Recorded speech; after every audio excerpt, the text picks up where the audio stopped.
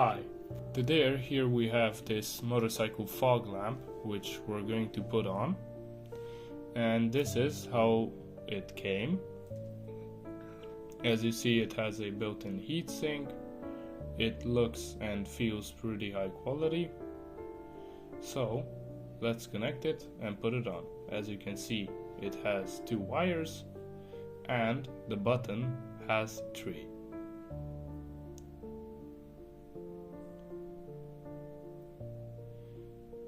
Here are some images on how to connect it and how to mount it, and on the internet they always show a different button which is mounted with a 3D printed piece of plastic. Sadly, we could not find these anywhere, and we found it on one site, but it was Spanish and they did not ship here. So we used a different button which is illuminated and can handle up to 5 amps without any protection, which is good.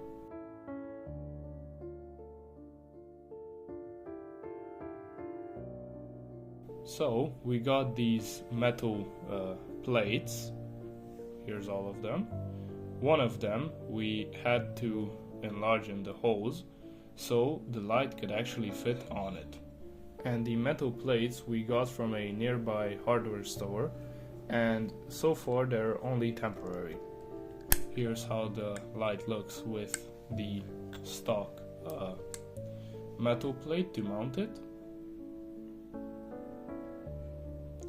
Now we put on this plate onto the motorcycle. We put it on where you put on the higher mudguard. Also, these are screws which are made from stainless steel from a Kawasaki Versys 650. And the good thing is that you don't need to use any protection from the switch to the lamp, but you still need to use from the battery to the switch. Here's how it looks. Now that the lamp is mounted, use some heat shrinking tube to safely connect the wires. You connect the green wire from the button to the red wire of the lamp. So after connecting the green wire from the switch to the red wire of the lamp,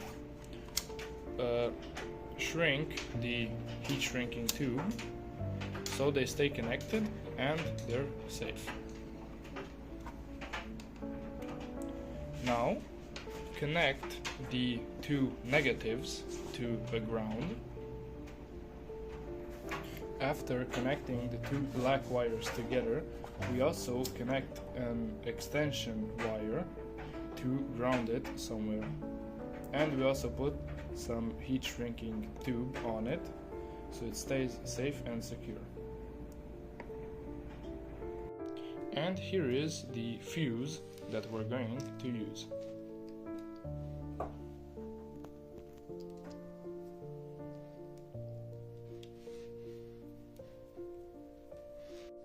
So now here's how it looks when it's connected, and we did the same extending with the positive wire.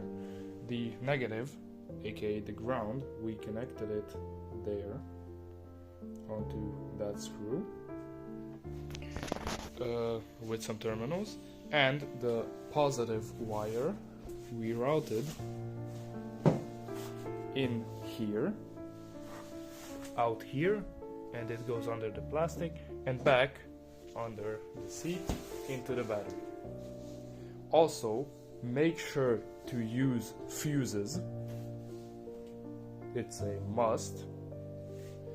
And because we connected it directly to the battery, that means that the light works even without ignition, as you can see.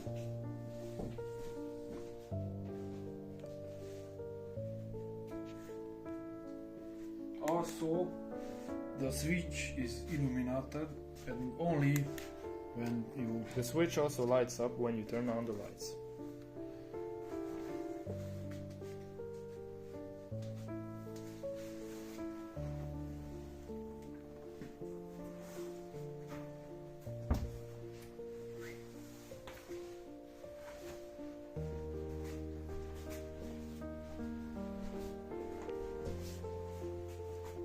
here's how it looks from the front.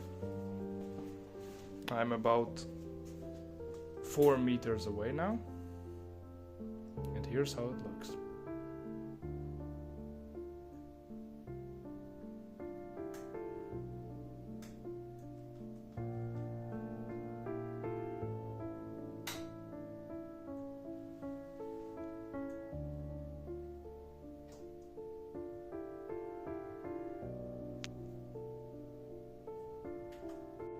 Also, something important to note is that we did not touch the stock wiring of the motorcycle at all. The only thing we did that can affect it is that we put a cable and a ring terminal on the positive connection of the battery.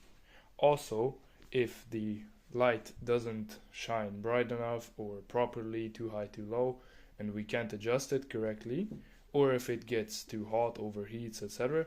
Basically, if it has any problems, we will take it off right away and make a video on why.